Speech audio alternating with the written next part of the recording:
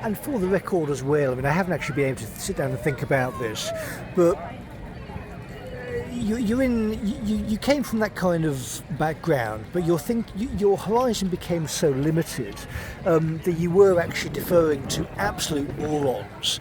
I mean, when Southall is found, if anybody in the country actually interviews this woman, assess her capabilities in comparison, it is like talking to sort of a chimpanzee, the sort of acquisitive little gremlin that just wants money. The city was sort of had hordes of women like this. It was always a problem, I think, because of the decaying industrial base. It became part of the sort of feeding frenzy. You'd have these sort of low-grade crooks engaging in various criminal schemes. But the Southall was a particularly low-grade example of this. And they really put up with it for 2 decades because I was so debilitated by being violently assaulted and mauled by a criminal defence solicitor and all of his mates. But now he's dead. I mean, these sort of people are roadkill, effectively. You go straight through them as if they're nothing, because you think about the law in a holistic sense, shall we say. I mean, if you've gone from criminal defence, then this sort of old hat, really. I mean, people sort of stabbing each other to death is sort of the conversation you have casually on a Saturday. But now you're physically away from people who would stab you to death. I mean, you can think about sort of more civil matters more easily. The current inference is we've got an actual professional connection finally, after not being a human for several months. We've got a gentleman specialising in probate, so again, sort of a more sedate and genteel matter of law can go to a not remotely sedate and genteel woman who is an actual killer. But we'll save that conversation for another day. But once we can get that sort of little matter resolved, we can go forward to people who are also killers in a more negative sense, so we can get some of these crooks arrested and locked up. You don't have to be sort of Scooby-Doo to work out that some of these people should be in a box somewhere, because this is what any British person looking at the evidence chain would infer. Oh right, you saw a pot of money and thought you'd take it, regardless of any cost to anybody else, because you could, and then you got out of Birmingham because screw these people, I've got the cash. You may think that's my attitude, but of course it isn't, is it? I mean, there's still no resolution. You take it on faith that things will resolve themselves, but they will resolve themselves, because all you've got to do really is sort of sit here, add to the evidence chain, and as soon as someone works it out, the whole thing just explodes, because a lawyer will want money and think it's funny. So lawyers who want money and think things are funny are good lawyers, because you're mentally free. So when someone attacks you in court, nothing phases you. You just slap them right back because you've got the inference in place. If you can't work out in any kind of sense that from childlike EQA matters to the sort of the Green Lane guys with shotguns and weapons in the mosque, I mean, it goes from funny to really not funny quite fast. But it's not really a funny time in many ways. I'm sure these sort of capers would have amused the old man were he not dead. But unfortunately, people haven't really got time anymore. We've got to sort of get serious about this. So given that I'm now totally liberated, I hope my friends and associates do well today. Again, regardless of whether they do well or not, I mean, the whole point is they're trying. You've got guys now just battering their heads against the state and just screaming, come on, let's get this sorted seriously.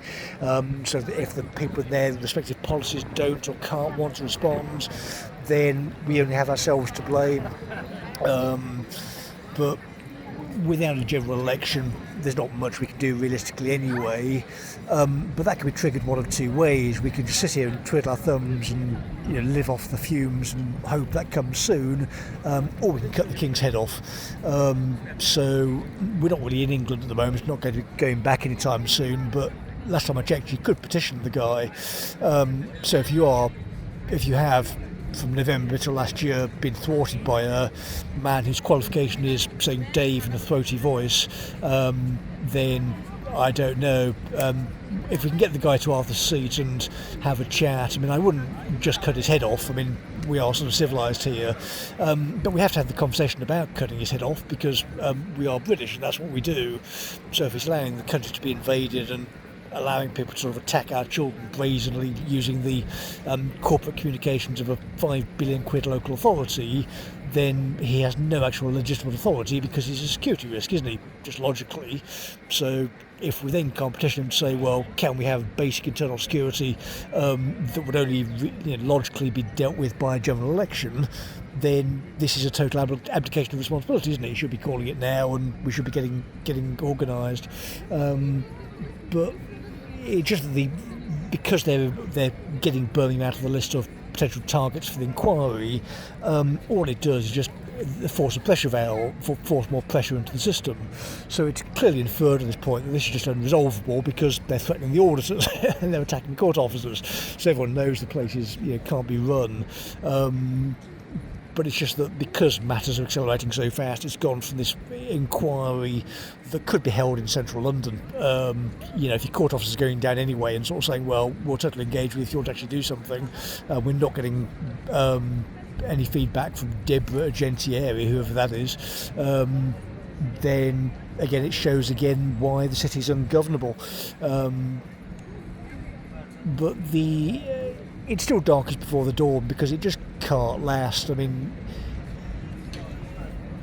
when I go to bed tonight, I mean, the way this works is I'm not going to lose any sleep. So I'll wake up tomorrow, and tomorrow will be sort of Friday, and we'll relax. Because again, whether we win or lose, we're going to win. We've got, the quality of people we're sort of meeting when we get out of this place is so high. There's not much being done here because the problems are obviously south of the border. But they're moving north quite quickly. Having speaking to colleagues about security and stuff, there's quite a rapid movement up to Scotland as people realise that Birmingham just has no effective security at the moment, and is not going to in the near future. The traders are looking at other localities and saying, well, there's going to be a lot of demand here, so that's where the property speculators appear to be looking. So that again gives you an idea. So the signs are all over the place. The debased currency, the various sort of problems we're having. But it's just that we have no serious political leadership because it is again like drinking poison. Because Burnham has gone along with this postmodernist based project that's based on screens, pathos and illegitimate authority, he's lost any kind of control. So it's again a logical statement that Birmingham has no police, so we just know that to be true. Edinburgh does have police, but because it's the level of danger, because in Birmingham they are seriously armed and dangerous people. In here the danger is quite low. You've got sort of low-level organised crime, people who aren't that serious. The average policeman is quite small and scrawny, it's got to be said, and of course it's a large polis, they're quite busy. They're not really interested in someone like me, and of course the interest should be the opposite way around. We should be in their police station completely witness statements instead of sitting on a granite slab, just launching howitzers at the Brummies. But this is how things are going, as confirmed, to be fair, by my colleagues saying, well, we can't do anything either, for obvious reasons. But the disappointment, just to finish off the thought, is just the British legal profession. So you can't exactly accuse the family of being cowards. I mean, we sat there and held things together via the old man's life. I owe nothing to that city, by the way. I'm totally freed of the curse of living there. We haven't abandoned them either. We're sort of to get people evacuated. We should be nowhere near someone like Canning or these sort of predators. But it's John Cotton symbolically being beheaded, I think, which has set me off. Having the bounce back saying no, he hasn't got it, so that tells me that he's no longer there. He's no longer cursing the city by his presence. So now he can be properly interviewed. Now he's out of power. Nobody cares what this guy thinks, other than what him and his mates did to it over the course of my lifetime. The benefit of it is it was always a Labour stronghold, so you go to Manchester and okay, Wigan is a famous site in terms of George Orwell's time, Road to Wigan Pier and that kind of stuff. But in the modern world, it was always Birmingham, the physical location, this kind of stuff, and the way the buildings were built. It was just a fortress of these people. they thought they would get away with it, but they never got it because we came up through the sewers, and by the time they realised we were in their databases, they couldn't stop us. And you've got close to 2 decades of observation, which were effectively preserved. Once the memories come back, you've got really good recall of sort of the conversations you had, the way things were run. So when the higher level stuff comes in, you've got a golden opportunity just to tear people apart. Savile hiding, all these kind of mooks. But as soon as serious people go in, it's just the lowest hanging fruit imaginable. Obvious criminals get the scum flushed out, get a proper team in. But the expanding inferences go all over the place. I mean, the levels of corruption are quite incredible. And they never got how much danger they were in, from the first beachhead to tackling Scriven, to the point where you're just hammering them internally, and just it won't be on being subversive. You're openly just challenging them. Nobody cares what you think. You have no authority. And assisting your colleagues by making this point to them, by the way, for their own future proceedings. Okay, I'm sorry I can't help you right now. I've got a lot on my plate, but it's just a true statement. We are organised now. So if you want to go to a solicitor, I'll assist you with a witness statement. Sit down and do it. And if you can't get someone putting stuff through proceedings, I'll spend my time for free to give you a hand. All sorts of stuff I could be doing. We'll do case reviews for free. I mean, the number of projects we could be involved in is just too much time for me to handle at once, and we're sort of lacking support effectively for obvious reasons, but we'll get that ironed out quite quickly. But yeah, just finish off the thoughts. So if you're not one of the named people who's going to be wanting for questioning ultimately, all sorts of criminal charges. I mean, you're looking at serious misconduct. Misconduct in the public office is a criminal offence. So people go to jail for this stuff if the state was functioning. It's just that these women have been getting away with it so long, they thought they'd always get away with it. And because they have no concept of time, they've just focused on the money. The honest people can think more laterally and can catch them many years later, and they're quite surprised that we're not backing down now. But this kind of stuff will unravel by August. As soon as that scaffolding comes down and the army, the actual army, so the Navy, the Air Force, is on the move, and these evidence chains start going through the system, things will change. Either that happens, or lay down and die now, may as well. But it never works that way. You look at history and think, well, okay, the Finns were just monsters. Well, they had to be to survive anyway, so the average sort of Soviet soldier coming at them didn't matter. If you survive an artillery barrage, then you're going to just mow down anyone who comes at you, because you've got a will to survive, and you know the terrain, and people are friendly around you, and nobody wants to be pointed at by a commissar and told to go and kill people in the snow for no reason. You don't need to be a genius in terms of running an army to work out this is the case. So in history, these things are pretty organic, really. But as I say, it all rests on Helen. So that Helen, at the end, was... I appreciate the stress on her that she had a stroke eventually because of all the pressure, and perhaps I didn't help in 2020 by piling pressure on her, but because she gave us a hand, we got their work through to the court service.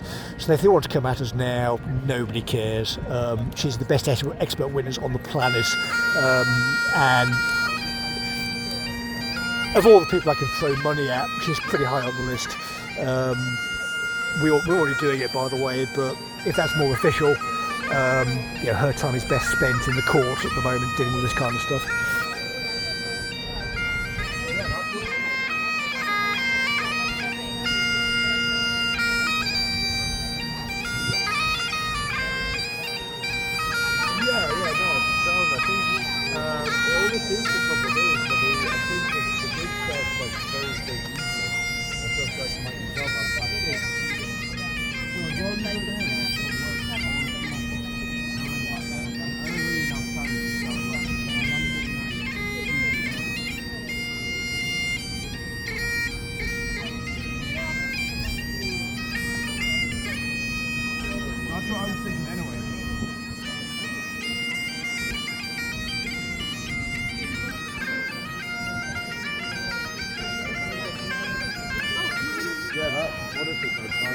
that's what I wasn't sure if you would come down, so I was just planning on working through until Monday, maybe doing a few things around them on Monday, and then being there for like night time.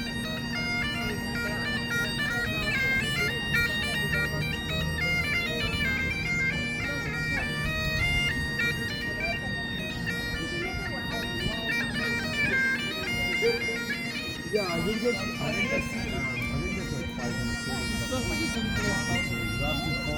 because I'm doing something different. I'm doing the build, and then I'm doing the circuit kit. I'm getting that. So yeah. Anyway,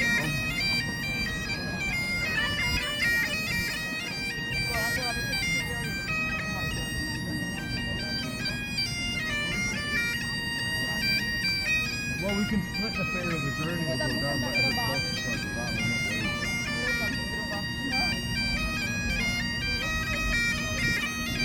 Yeah, yeah.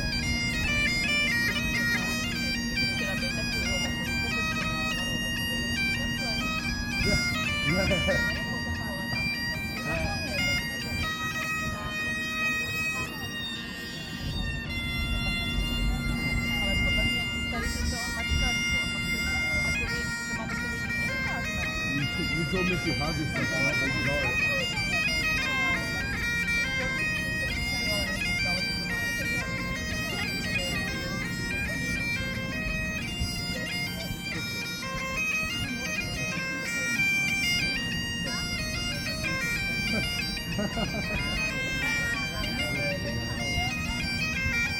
Wait, you said that to her? Yeah.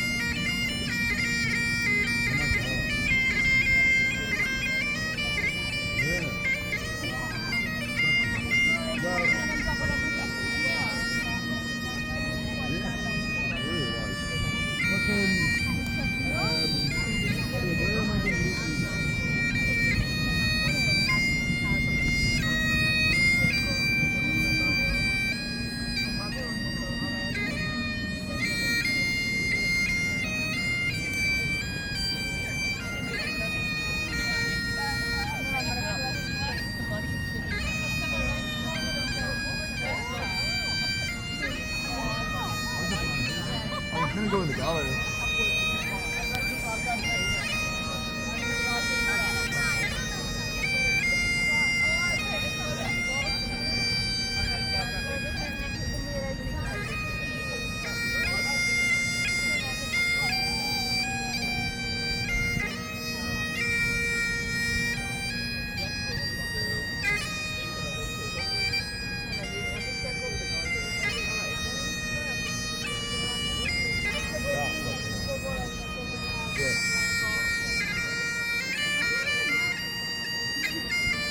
Oh, that would be sound then. So I can just walk from there. Because how far is the walk? Like an hour?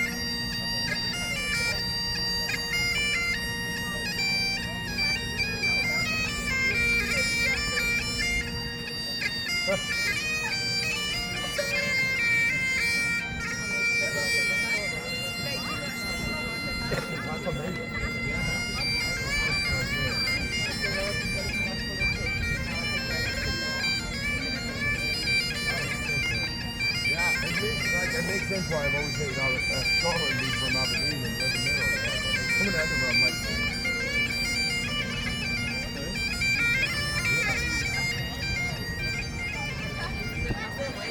right, sure, bro.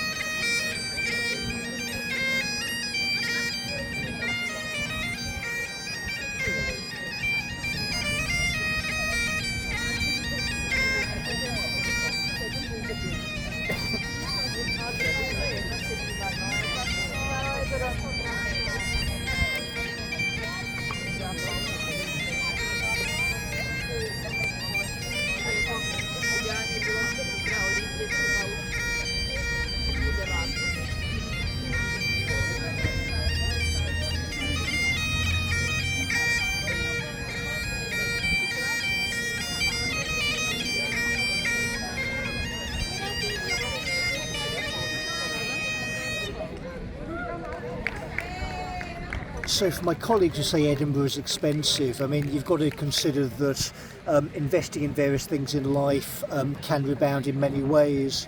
We did get, in fairness, go down to people sort of goofing off in London on Monday when people were working. But to be fair, given that I haven't actually stopped since the old man was turned into a pile of ash, I thought I'd take a day off. What was the inference I was going to make? Oh yes, I mean, that was it, wasn't it? I mean, you think, well, Lowe's offering £2,500 for a chance to cut the king's head off and become King of England. So you've got to think, if you think in terms of history, that's quite a good deal. I mean, £2,500 can buy you many things in life, but an actual chance to cut Charlie's head off is pretty good. I mean, a lottery ticket is a couple of quid these days, but that only gives one chance.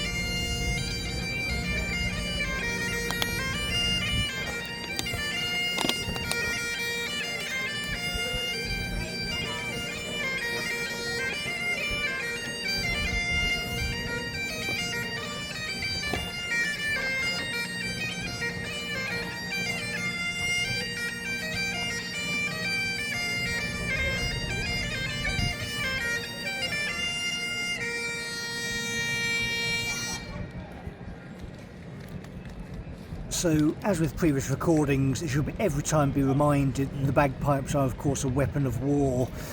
What it's doing in this sort of wide open space owned by the Celts is making a lot of noise saying, "Hi, I'm friendly."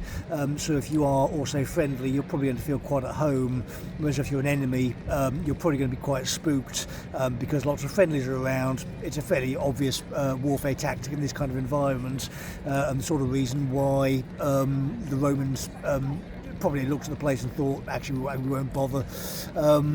It is that kind of place still, even if you come up here. Again, the casual conversations are the castle about just how violent we are.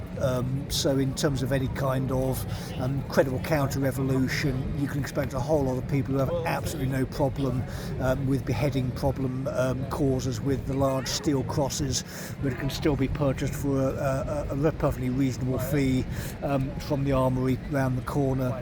But as we were saying before that, for £2,500, if you were an early adopter, Uncle Rupert has given very large and angry men the potential beheading the king and possibly becoming King of England, given the dreadful state of the place. This is actually a credible offer, and it's credible because it's being put to referendum. So at some point the political offer is, well, we'll put out a referendum to the entire country and say, do you want to actually put the death penalty back more broadly? The initial plan, of course, is dealing with criminals like Rudy Cabana, who, of course, we want to remove from the country. If we can't get anybody in the world to take him back, then obviously we don't want this kind of person hanging around the country and causing problems for future generations. Given the history of the country, it's entirely right and just, given these sort of massacres, to start removing people like this, because it sends a message to the rest of the country that if you are going to attack British citizens, there's going to be a response. So no more playing around. If you're caught behaving badly, the security services now actually getting engaged. We're getting serious about internal security, and that's going to be resolved by a proper security review by serious adult men like Bolton, who are going to come in and look at the current political offering and put a sensible political solution which involves policing reform, obviously military investment, drone warfare practice, this kind of stuff. We can have sensible conversations about defence, because we've already, of course, going down to London to speak with Lord Young's lot. Since I've demonstrated I can be a good boy and not murder him despite his behaviour in the chapel, they'll probably actually trust me to behave myself in future. We can get serious about border security and stop dinghies from invading the channel, and have a proper Home Secretary who actually thinks about border security. If you are the sort of bloke to kick off at work over children's stories, you're not really going to be tolerating the behaviour of seriously hardened criminals much. So when you're saying to your employer, well, given my level of intelligence, I know you're saying a word game is silly. No, when I'm telling you this is deadly serious, you will comply. When I'm saying compliance is normally external, the people within the legal department should have no problems with understanding the compliance issues are internal. So various matters of white-collar crime feed into broader webs of corruption which lead back to various people, which is causing the current lack of security to manifest in reality. These run-on sentences are the sort of thing that the old man would spit out regularly, I'm sure. What we're not having any further is disrespect, though. So if you're sitting in Birmingham's court office and thinking, well, this isn't coming from me, we caught your director, or your assistant director, sorry. Your habit of bundling ADs out the back is to your credit, so dealing with scrivener like that in 2020 was probably reasonable, but you ain't getting away with it now. As soon as we were released from our homes physically, the game was on. So finding the architects of this mess and sorting them out, but they're not gonna flee. You can't run and hide in the modern world. Everyone's got a camera and they can find you. So if you're going to pretend you vanished, I'm sorry, that's going to go badly for you.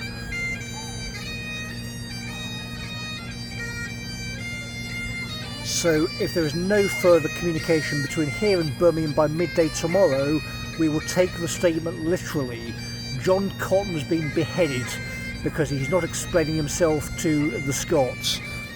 In a building round the corner where you can purchase a gym membership for 20 quid is the COVID-19 inquiry building. So lovely building and very empty, nobody in it. I'm in there daily. I've got numbers I can punch into a keypad, walk in, and the door staff are perfectly compliant as I stop my body from rotting away.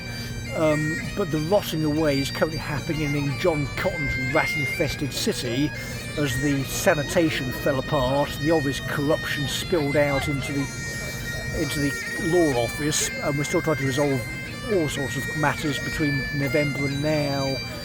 But if Cotton's gone, can we have a talk about recruitment and selection, please, with whoever's taken his place?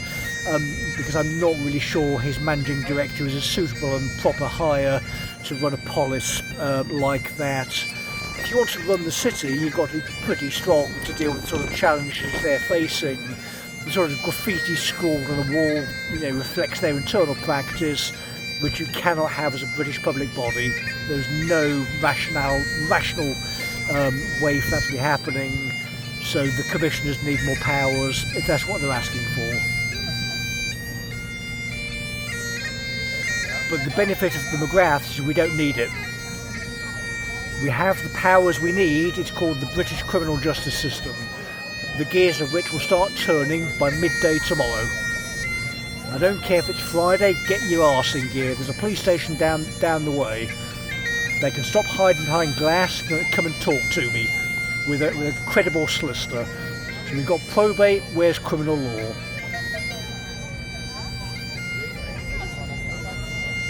The tone will be familiar to many of my late father's associates. We're not asking you, we're telling you.